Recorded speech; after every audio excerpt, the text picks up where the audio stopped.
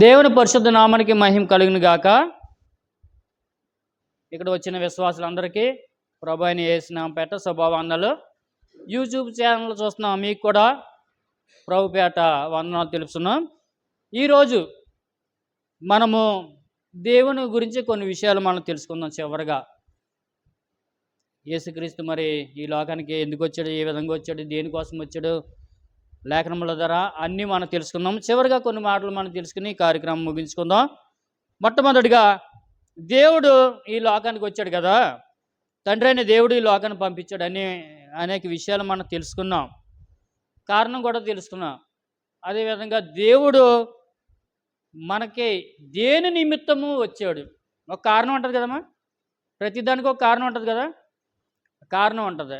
ఆ కారణం ఏంటి అని మనం తెలుసుకుందాం. చూడండి, కొలసీలు రాసిన పత్రిక 1వ అధ్యాయము 13, 14 వచనాలు మనం చదువుకుంటే మనకి క్లారిటీగా అర్థమయ్యే విషయం ఏంటంటే, పాప క్షమాపణ నిమిత్తము ఆయన ఈ లోకానికి వచ్చాడు. మీరు చక్కగా బైబిల్ తెరిచి కొత్త నిబంధన గ్రంథం నుండి కొలసీ అనే సంఘానికి అపోస్తులైన పౌలు చక్కనైన పత్రిక రాస్తున్నాడు.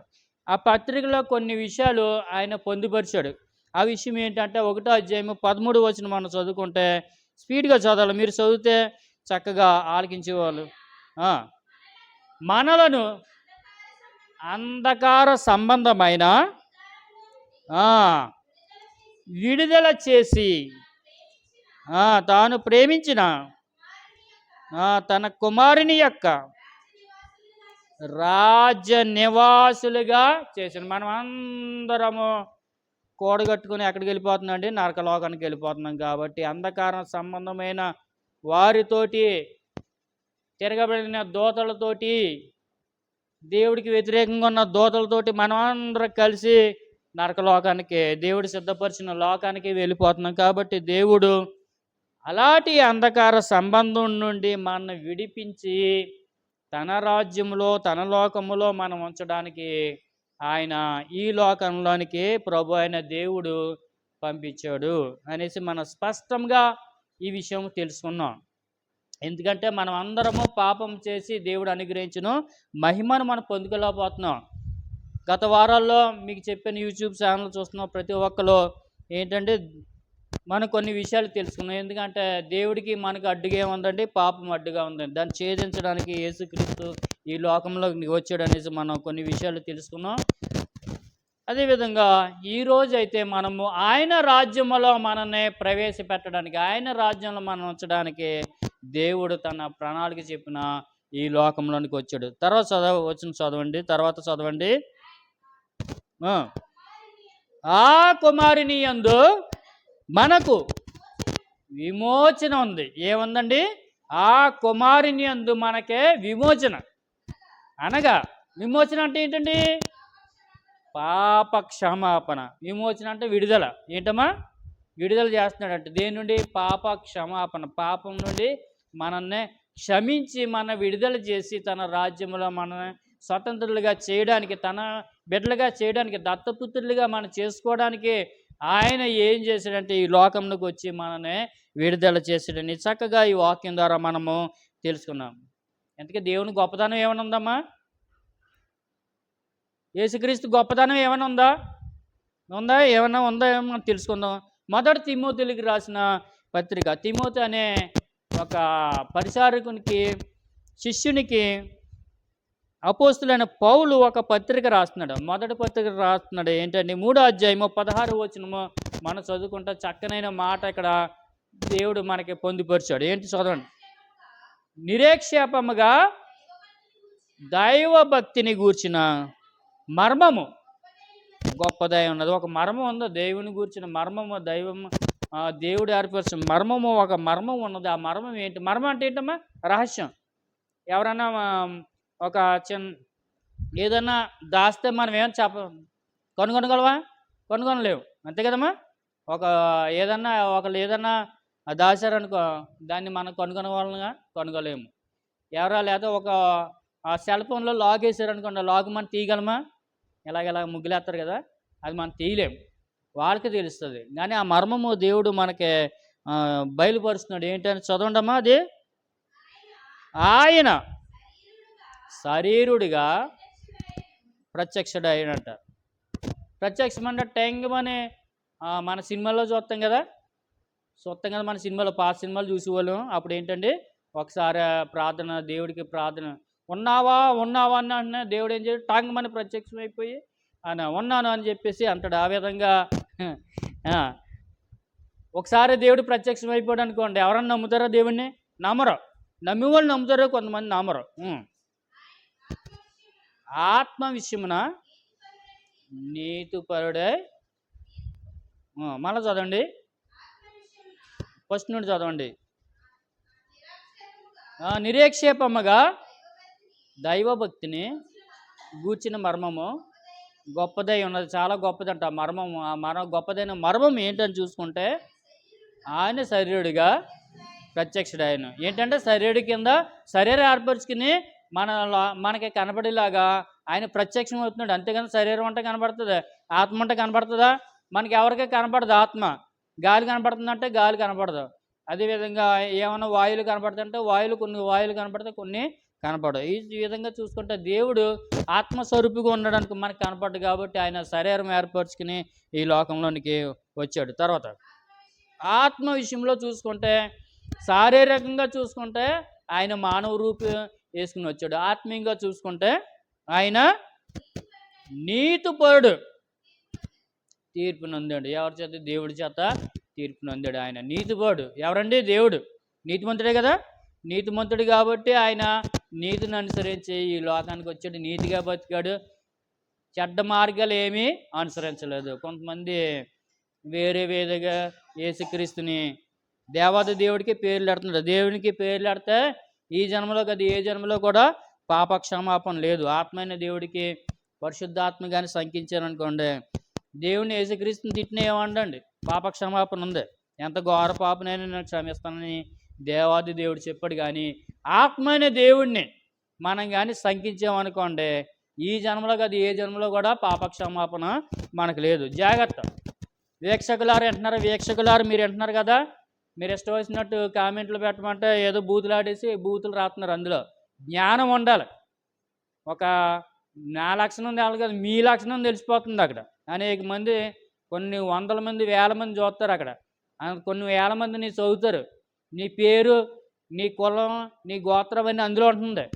కాబట్టి చాలా జాగ్రత్త. మన యొక్క పేరును మనమే చెడ్డగా బయట చూపించుకున్నాం. నన్ను తిడదాం అనుకుంటున్నారు కానీ మీరే చెడ్డవారుగా అనేక మంది కనబడతారు. కాబట్టి చాలా జాగ్రత్తగా మీరు ఉండాలని ప్రభుపేట మనం చేస్తున్నాం. కామెంట్ పెట్టమంటే మంచి కామెంట్లు పెట్టాలి. లేకపోతే మీకు అర్థమైపోతే అర్థం అవ్వలేదు దాన్ని వర్ణించి అని చెప్పాలి, కానీ బూతులు రాయడం కాదు అందులో. కాబట్టి ప్రతి ఒక్కరు చక్కగా విని జ్ఞానం పొందుకోవలసిందిగా ప్రభుపేట మనం చేస్తున్నాను. తర్వాత ఈయన కూడా దేవదూతలు కనపడ్డాడంట. దేవాది దేవుడైన దేవుడు ఆయనే దూతగా ఈ లోకానికి వచ్చాడు. కానీ దేవదూతలు కూడా ఆయన కనపడ్డాడు. ఆయనకి పరిచర్య చేశారు. యేసుక్రీస్తుకి పరిచర్య కూడా ఆయన పరిచర్య చేయడానికి వచ్చాడు. ఈ లోకానికి చేయించుకోవడానికి రాలేదు. అందుకే దేవుడు ఏం చేశాడంటే ఈ లోకానికి రిక్తినిగా వచ్చాడు. అంటే అన్నీ ఉండి అన్నీ కోల్పోయిన వ్యక్తి. ఆ వ్యక్తిని ఏమంటారు? రిక్తినిగా, అంటే ఏమీ లేనివాడు. అంటే ఏంటంటే అన్నీ ఉన్నాయి, అన్ని భాగాలు ఉన్నాయి, కానీ అన్ని భాగ్యాలు ఉన్నాయి, కానీ ఏమీ లేనివాడి కింద ఈ లోకానికి ఆయన రావడము జరిగింది. ఈయన ఎక్కడి వాడు అంటే పరలోకంలో ఉన్నవాడా లేకపోతే ఏ లోకంలో ఉన్నవాడు? అసలు ఈయన ఎవరు, ఎక్కడి నుండి వచ్చినాడు అనేసి యేసుక్రీస్తు మన ఎక్కడి నుండి వచ్చాడు అని చూసుకుంటే మనం చదువుకున్న అంటే మీకు జ్ఞాపం చేస్తున్నా. ఏంటంటే చివరిగా అంటే ఇప్పుడు యేసుక్రీస్తు యొక్క జన్మ గురించి చెప్పుకుంటున్నాం కాబట్టి కొన్ని విషయాలు మళ్ళీ రిమైండ్ చేస్తున్నాం. అన్నమాట మీరు అర్థం చేసుకుని వినవలసిందిగా ప్రభుపేట మనం చేస్తున్నాం. కొత్త నిబంధన గ్రంథం నుండి యోహాను రాసిన సువార్త 3వ అధ్యాయము 13వ వచనం మనం చదువుకుంటే చక్కనైన మాట ఇక్కడ తేటగా మనకి వినబడుతుంది, తెలపబడుతుంది. కాబట్టి ప్రతి ఒక్కరు గమనించవలసిందిగా ప్రభుపేట మనం చేస్తున్నాం. 3వ అధ్యాయము ఆయన ఎక్కడి నుండి వచ్చాడు, అక్కడ ఎవరు ఉంటారు? మరియు పరలోకము నుండి, పర అంటే వేరే లోకం నుండి దిగి వచ్చిన వాడే, అనగా పరలోకములో ఉండు మనుష్య కుమారుడే తప్ప పరలోకమునకు నేను చాలా ముందు మీకు తెలిపిన దాంట్లో కూడా అనేక విషయాల్లో కూడా ఈ మాట ఎక్కువ ఉపయోగించడం జరిగింది. కానీ అది ఎక్కడుందంటే యోహాను సువార్త 3:13 ఆ మాట ఉంది. ఏమని? పరలోకానికి ఎక్కిపోయి దమ్ము ఎవరికైనా ఉందా అని ఇక్కడ ఆ వాక్యం మీరు జాగ్రత్త చదవండి. దమ్ము ఎవరికి లేదంట. పరలోకం నుండి వచ్చాడంట ఆయన. అంటే దేవుడు ఉన్న లోకం నుండి ఈ లోకంలోకి వచ్చాడు. మన కొన్ని సినిమాలు చూపెడుతూ ఉంటారు కొన్ని. అలా కాదు. ఆ సినిమాల్లో ఏంటంటే దేవుడిని ఏడిపిస్తూ ఉంటారు. ఇక్కడ నుండి తీసుకెళ్తే వాళ్ళ దేవుడు మనుషులకి ఏంటండి అల్లిపోయి ఏం చేస్తాడంటే దండాలు పెడుతూ ఉంటారు. అలాగా ఆ విధంగా ఉండదు అక్కడ. పరలోకంలో ఎవరు ఉంటారంటే దేవుడు ఉంటాడు. ఉన్నతుడు, మహోన్నతుడు, సర్వాధికారం కలిగిన సార్వభౌమాధికారం గల దేవుడు, సర్వశక్తిమంతుడు, పరిశుద్ధుడు, నిత్యుడగు తండ్రి, సమాధానకర్తన దేవుడు అక్కడ సింహాసనం మీద కూర్చున్నప్పుడు, కెరూబుల మీద ఆసీనుడై కూర్చున్నప్పుడు దూతగణం అంతా ఆయన్ని పరిశుద్ధుడు పరిశుద్ధుడు పరిశుద్ధుడని గర్వపరుస్తున్నాయి. అలాంటి స్థితిలో ఎవరు మానవుడు అన్నవాడు ఎవడు వెళ్ళలేడు, వెళ్ళకూడదు. ఎందుకంటే అక్కడ వెళ్తే వెంటనే చచ్చిపోతారు మానవుడు అన్నవాళ్ళు. ఎందుకంటే ఆ తేజస్సుని, ఆ ఘనతని మనం ఎవరో చూడలేము. ఆయన కూడా అంటున్నాడు, నా మహిమను నేను ఎవరిచ్చేవాడిని కాదు. నా యొక్క నేనున్న నివాసంలో ఎవరు రావడానికే సరిపోరు. నేను పరిశుద్ధుడును అని దేవుడు చెప్తున్నాడు. కాబట్టి మనము మానవులైన వాళ్ళు దేవుడి దగ్గరికి మనము ఎంత మాత్రము వెళ్ళలేము. కానీ దేవాది దేవుడు మన దగ్గరికి వస్తున్నాడు. కాబట్టి ఆయన కొత్తగా మనకి ఒక సన్నిధిని ఏర్పరుస్తున్నాడు. అలాంటి సన్నిధిలో మనం ఉండాలంటే నువ్వు ఎలాగ ఉండాలి? ఏ విధంగా ఉండాలంటే దేవుణ్ణి అనుసరించాలి. మాదిరి కలిగిన జీవితం మనం అనుసరించాలి. దేవుడి యొక్క రూపంలో మనం ఉండాలి. దేవుని యొక్క మాటలు మనం వినాలి.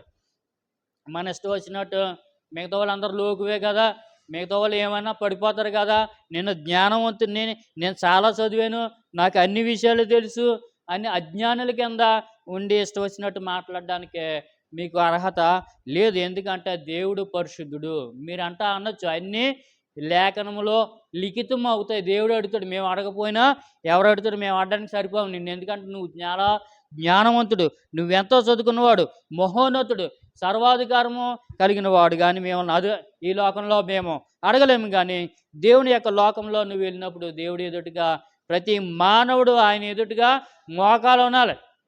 ప్రకటన గ్రంథంలో ఉంది. ఆ సబ్జెక్ట్ వేరే అవుతుంది కాబట్టి మళ్ళీ చెప్పుకుందాం చక్కగా. ప్రతి వారు భూమిలో పుట్టిన మానవుడు అన్నవాళ్ళు ప్రతి ఒక్కరు యేసు క్రీస్తు ఉన్న సింహాసనం ఎదుటిగా మోకాలు ఉండాలి. అర్థమైందా?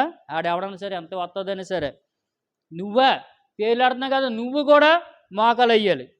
నేను మోకాలు వేయనంటే అక్కడ కుదరదు. ఆటోమేటిక్గా నువ్వే వేసేస్తావు. ఎందుకంటే ఆ మహిమ, ఆ స్వభావం, అక్కడ తీవ్రతను బట్టి నువ్వే మోకాలు వేసేస్తావు. ఎవరా చెప్పవసరం లేదు. ఆటోమేటిక్గా నీ మోకాలే అక్కడ వంగిపోతాయి. మా ఎదురుకుండా నువ్వు వంగలేవు, కానీ దేవుడు ఎదురుగుండా నువ్వు వంగగలవని ఈ మాట నేను చెప్పగలుగుతున్నాను.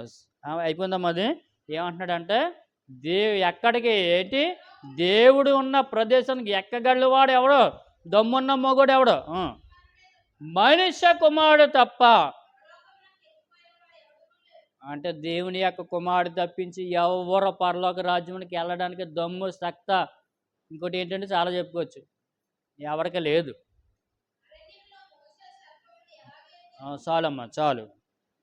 చివరిగా ముందుగా దేవుడు మనకి చెప్పాడు ప్రవక్తల ద్వారా, తన యొక్క భక్తుల ద్వారా, నేను వస్తున్నానయ్యా అని చెప్పాడు. దావీదు ద్వారా చెప్పాడు. ఎప్పుడు చెప్పాడు? 1000 సంవత్సరాల క్రితం. అమ్మ, ఎన్ని సంవత్సరాల క్రితం? 1000 సంవత్సరాల క్రితం దావీదు ద్వారా. కీర్తనలు చదవండి, మీకు చక్కనైన కీర్తనలో మనకి అనేక విషయాలు మనకి తెలుస్తాయి. కొన్ని కీర్తనలో మనకి దేవుడు యొక్క రాకడ గురించి, దేవుడు ఏ విధంగా పుడతాడు. అదేవిధంగా యెషయా ఎన్ని 700 సంవత్సరాలు యేసుక్రీస్తు పుడతానన్న 700 సంవత్సరాల ముందు ప్రకటించాడు. సొలొమోన్ 900 సంవత్సరాలు చిల్లర.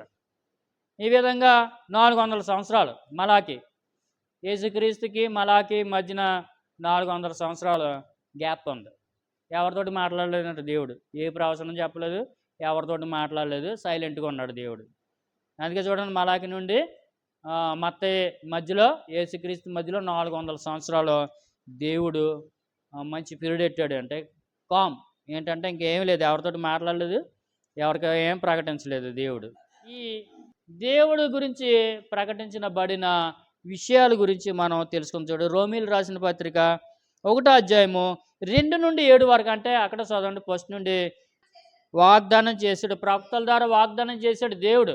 నేను ఒక రోజున వస్తాను, నా ప్రజలు నడిపిస్తాను, పాప క్షమాపణ వాళ్ళకి ఇస్తాను, తీసి వాళ్ళకి ఒక రాజ్యాన్ని ఏర్పాటు చేస్తాను, నేను నిత్యము ఆ రాజ్యంలో ప్రభువుగా ఉంటాను, వాళ్ళు నాకు ప్రజలందరూ, నేను వాళ్ళకి దేవుడినై ఉందని ప్రకటన గ్రంథంలో రాసి ఉంటుంది. ప్రకటన గ్రంథం చదవండి. అదేవిధంగా మీరు బైబిల్ చదువుతూనే ఉండండి, పక్క చూడకుండా చదువుతూనే ఉండండి. యేసుక్రీస్తు విషయమైన సువార్తను పరిశుద్ధ లేఖనములందు చదవండి వాగ్దానం చేశాడు. యేసుక్రీస్తు శరీరం బట్టి దావీదు వంశములో పుట్టాడు, సంతానములో. అదే సంతానం అంటే ఆయన సంతానంలో పుట్టాడు. ఏ విధంగా పుట్టాడంటే, దావీదు యొక్క తండ్రి పేరేంటండి? యెషయా.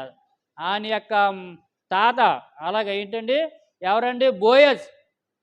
బోయాజు ద్వారా ఆయన పుట్టాడనమాట. ఆ వంశం చూసుకుంటే మత్తయి సువార్త 1వ అధ్యాయము 1వ వచనం నుండి చదివితే మనకి అక్కడ ఉంటుంది, బోయాజు వంశావళిలో ఉంటుంది. అంటే బోయాజు దేవుడి యొక్క ప్రణాళిక చూసారా. రూతే కదా ఆవిడ, బోయాజు రూతు. ఆ రూతు మనం చదువుకుంటే ఆ వంశం నుండే రావడము జరిగింది. కాబట్టి ఇక్కడ ఏమంటున్నాడంటే, యేసుక్రీస్తు శరీరాన్ని బట్టి దావీదు సంతానంగాను, మృతుల నుండి పునరుద్ధానుడైనందున పరిశుద్ధమైన ఆత్మను బట్టి దేవుని కుమారుడిగా. అంటే శరీరంగా దావీదు వంశంలో పుట్టాడు, ఆత్మీయంగా ఆయన దేవుని యొక్క కుమారుడు అనేసి మనకి ఇక్కడ తేటగా తెలపడం జరుగుతుంది. కాబట్టి యేసుక్రీస్తు యొక్క జననం గురించి మనం అనేక విషయాలు మనం తెలుసుకున్నాం. ఇక్కడ నీవు దేవుని నమ్మకపోతే ఏమి జరుగుతుంది, యేసుక్రీస్తు నమ్మకపోతే ఏమి జరుగుతుందంటే నిత్యరాజ్యము నీకు ఉండదు. మనం అందరము ఎక్కడికి వెళ్ళిపోతామండి? వేరే చోటకే వెళ్ళిపోతాం, విశాలమైన ప్రదేశంలోకి వెళ్ళిపోతాం. ఒకటే గుమ్మ ఉంటుందండి, దానికి ఎన్ని గుమ్మాలు ఎన్ని గుమ్మాలు ఉంటాయమ్మా? ఒకటే గుమ్మ ఉంటుంది. ద్వారబంధం దగ్గర ఒకడు ఉంటాడు, లోపల పంపించడం కానీ బయటికి రావడం మనకు తెలియదు. అగ్నిగుండం ఉంటుంది, పెద్ద అగ్నిగుండంలో దోసేస్తారు. ఏంటమ్మా? చక్కగా గెంటేస్తారు. అందులో గెంటేసిన వెంటనే, అంటే మీకు అందులో లేదు, మీకు అర్థమయ్యే రీతిలో చెప్తున్నాను. వాళ్ళకేంటిది ఏంటి, మీరే పరిగెట్టుకుని వెళ్ళిపోయి అందులో పడిపోతారు. అర్థమైందా? వెళ్ళిపోయి పడిపోతాం. అలాంటి నిత్య అగ్ని మనకు కావాలా? మళ్ళీ మామూలు అగ్ని కాదంట, గంధకంతో మండుచున్న అగ్ని. గంధకం అంటే తెలుసు కదండి, మందు కొట్లో తారాజోవులు అన్నీ తయారు చేస్తారు కదా, వాళ్ళని అడిగితే చూపెడతారు గంధకం. పాపం వాళ్ళకు కూడా ఆ గంధకంలోని నిండిపో అంటారు వాళ్ళని. ఎందుకంటే మందు కూరినప్పుడు ఆ గాలికి ఏమిటంటే నల్లగా ఉంటారు. అలా బయటకు వచ్చినప్పుడు అలాగ ఉంటారండి, చాలా చక్కగా అందంగా ఉంటారు. ఎప్పుడైనా చూడండి, కళ్ళే కనపడితే ఇంకేం కనపడదు మనకి. కళ్ళను బట్టి పలానా వ్యక్తి అని తెలుసుకోవాలంటే, ఎప్పుడైనా మందు కొట్టుకు వెళ్తే చూడండి, మందులు తయారు చేసి దిక్కున బాణసంచి తయారీ కేంద్రం దగ్గరికి వెళ్తే వాళ్ళకి కళ్ళే కనపడతాయి, ఒళ్ళు కనపడదు. ఎందుకంటే ఒంటి నిండా గంధకం పట్టేసుకుని ఉంటుంది. ఈ విధంగా మీరు అన్నీ నేర్చుకోవాలమ్మా, అన్నీ తెలుసుకోవాలి. తెలుసుకుంటేనే మనం జీవగ్రంథం అంట అన్నీ పరీక్షించాలి, అన్ని దిక్కులకి వెళ్ళాలి. గొర్రెల గురించి చెప్తాడు, గొర్రెల గురించి వెళ్తే మందలో వెళ్ళినానుకో, దేవుడు చెప్పిన వాక్యం మనం జ్ఞాపం చేసుకుని గొర్రెలు ఏ విధంగా నడుతున్నాయి, మేకలు ఏ విధంగా నడుతున్నాయి చూడాలి. మీరు చూసి మనం నేర్చుకోవాలి అనేక విషయాలు. దేవుడు ఏం చేశాడంటే కథల కింద చెప్పేవాడునమ్మా, అంతే కదా. దేవుడు ప్రతిదీ రూపాంతరంగా కళల కింద చెప్పేవాడు. దేవుడు ఉపమానం లేకుండా దేవుడు ఏది ఎవరికే బోధించేవాడు కాదు. అలాంటి యేసుక్రీస్తుని నువ్వు నమ్ముకుంటే, యేసుక్రీస్తు ఒక మానవుడు అనుకుంటున్నారు కానీ ఆయన మానవుడు కాదు. మానవ రూపంలో ఉన్న దేవుని స్వరూపం. ఎవరమ్మా? దేవుని స్వరూపము. దేవుడు స్వయంగా ఈ లోకములకి దిగి వచ్చిన వాడు. దేవుడు అంటే మానవులతోటి మనం పోల్చుకోకూడదు. అమ్మ దేవుడిని ఎవరితోటి పోల్చుకోకూడదు? నేను సర్వశరీరులకు దేవుడు నాకు అసాధ్యమైనది ఏమీ లేదు, సమస్తమును సాధ్యం ఆయనకి. దా ఏంటి ఆయనకి ఏంటండి ఆయనకి రహస్యమైన చోటు ఏమీ లేదు, దాగుచోటు. ఆ మాట రాలేదు నాకు. దాగుచోటు ఏమీ లేదు. ఆయన హస్తం అంటే ఎక్కడికన్నా వెళ్ళిపోద్దంట. నరకలోకానికి వెళ్ళిపోద్ది, పాతాళంలోకి వెళ్ళిపోద్ది, సముద్రంలోకి వెళ్ళిపోద్ది, ఆకాశంలోకి వెళ్ళిపోద్ది, ఎక్కడికన్నా నువ్వు మూలన రహస్యంగా దాక్కున్న అక్కడ కూడా వెళ్ళిపోద్ది. దేవుడు అంత సర్వశక్తిమంతుడు. ఆయనకి తెలకుండా ఏమన్నా ఉంటుందండి? ఇప్పుడు ఒక వస్తువు తయారు చేసినందుకు మనకి తెలకుండా దాని యొక్క ఉంటుందా? ఒక మైసూర్ పాకం తయారు చేసినందుకు అందులో ఏం కలిపో ఏంటి అన్నీ చక్కెర ఎంత కలిపో మైదా పిండి ఎంత కలిపో ఇలా అన్నీ మనకు తెలుస్తుంది తెలదా? దాని రుచి కూడా వండకుండా తెలిసిపోద్ది మనకి. బూరెలు ఉన్నప్పుడు అవి ఎలాగా తీయకుంటాయి లేకపోతే చప్పకుంటాయా లేకపోతే ఎలాగుంటుంది, ఎంత వేస్తే ఎంత క్వాలిటీ ఎంత వేస్తే బూరెలు బాగుంటాయో మనకి ఆ పాలు ఎవరికి తెలుస్తుందండి? వండే వాళ్ళకి తెలుస్తుంది. ఆ విధంగా దేవుడికి ఆయన కలగజేసిన సృష్టి ఆయనకి తెలీదా? ఆయన రహస్యంగా ఏమన్నా సృష్టి ఏమన్నా చేయగలదా? ఏమీ చేయలేదు. కాబట్టి ఓ మానవుడా, నువ్వు దొంగసాటుగా నువ్వేం చేసినా దేవుడు కనుగొనగలడు. కెమెరాలు కనిపెట్టలేవు, మానవులు కనిపెట్టలేరు, పోలీసు వారు కనిపెట్టలేరు, న్యాయస్థానం నీకు న్యాయమో తీర్చలేదు. కానీ దేవాది దేవుడు ఒక్కడే నీకు న్యాయం తీర్చేవాడు. కాబట్టి చాలా జాగ్రత్తగా ఉండాలి. నీకేమన్నా తప్పు చేసావంటే నువ్వు దేవుని దగ్గర రా, యేసుక్రీస్తు పాదాల మీద పడినప్పుడు దేవుడు నీకు పాప క్షమాపణ నీకు కలగజేస్తాడు. కాబట్టి అందరికీ అటకారంగా ఏలకోలంగా ఉంటుంది. నిజమైన దేవుడు ఎవరో తెలీదు. కాబట్టి నువ్వు నమ్ముకున్న దేవుడే నిజమైన దేవుడు అనుకో. కానీ దేవుణ్ణి విమర్శించకో. దేవుడిని విమర్శిస్తే ఒకరోజు నిన్ను తీర్పులోకి దేవుడు నిన్ను తీసుకొస్తాడు. 1000 ఏండ్ల పరిపాలన అయిపోయిన తర్వాత ప్రతి ఒక్కలో జాగ్రత్తగా ఆలకించారు. ప్రతి ఒక్కరంటే ఎవరండి? నీతిమంతులు తప్పించి మిగతా వాళ్ళందరూ ఒక కాలేమో ఎక్కడ వేస్తారండి? దేవుడి దగ్గర వేస్తారు. ఇంకో కాలు ఎక్కడ వేస్తారండి? లోకంలో వేస్తారు. అంటే దేవుడి దగ్గర గుళ్ళోకి వచ్చేస్తారు, బయట ఏం చేస్తారండి? పండగలు చేసేసుకుంటారు. అలాంటి వాళ్ళు అందరూ ఎక్కడికి వెళ్తారండి? రెండవ మరణంలోకి వెళ్తారు, తీర్పులోకి వెళ్ళడం జరుగుతుంది. కాబట్టి అలాంటి తీర్పులోకి వెళ్ళకుండా ఉండాలంటే నువ్వేం చేయాలంటే దేవుని మాట వినాలి, దేవుని యొక్క ఆజ్ఞను నువ్వు పాటించాలి. దేవుని యొక్క ఆజ్ఞ పాటిస్తే నువ్వు పరలోక రాజ్యాన్ని ఉత్తినే దేవుడే ఎలాగెత్తున్నాడమ్మా? పరలోక రాజ్యం నువ్వు రావాలంటే ఏం చేయాలండి? పరీక్ష రాయాలంటే నువ్వేం చేయాలి? ఫీజు కట్టాలి. ఎంత కట్టాలి? దాన్ని బట్టి నువ్వు ఎన్ని పరీక్షలు రాస్తున్నావు దాన్ని బట్టి ఫీజులు కట్టాలి. ఇక్కడ ఫీజు ఏంటి ఫీజు? చెప్పండి, ఫీజు ఏంటి? మనకి పరలోక రాజ్యం వెళ్ళాలంటే ఫీజు ఏంటండి? మారు మనసు. ఏంటమ్మా? మారు మనసు. మన మనసును మార్చుకుని దేవుడికి మనం మనసునే ఇస్తే ఏం చేస్తాడంటే దేవుడు మన హృదయం అనే కోవిల్లో ఆయన నివసించి మనకేమి ఇస్తున్నాడండి? పరలోక రాజ్యము ఇవ్వడం జరుగుతుంది. మన యొక్క పేరు ఎక్కడ ఉండాలి? ధర్మశాస్త్రంలో. ఎక్కడ ఉండాలమ్మా? లక్ష్యమ్మ ఎక్కడ ఉండాలి? దేవుని యొక్క గ్రంథంలో మన యొక్క పేరు ఉన్నప్పుడు మనం ఎక్కడికి వెళ్తామండి? పరలోక రాజ్యంకి వెళ్తాం. కాబట్టి చాలా జాగ్రత్తగా మీరు దేవుని యొక్క మాట్లాడిన ప్రతి ఒక్కరు. ఒక వారము ఏదైనా ఫంక్షన్ ఉందనుకోండి, అక్కడ పారిపోతున్నారు అందరూ. ఎందుకంటే ఫంక్షన్ ఒకసారి జరుగుతుంది కదా, పెళ్ళి ఒకసారి జరుగుతుంది, మాటలు జరగదు. కానీ చర్చ్ ఎప్పుడండి? వారానికి వచ్చేది కదా. అందుకే ఏం చేస్తారంటే అందరూ పారిపోతారు. కాబట్టి దేవుడు ఏం చెప్తున్నాడు అంటే ఒకరోజు దేవుని యొక్క సన్నిధిలో గడిపితే ఏంటండి?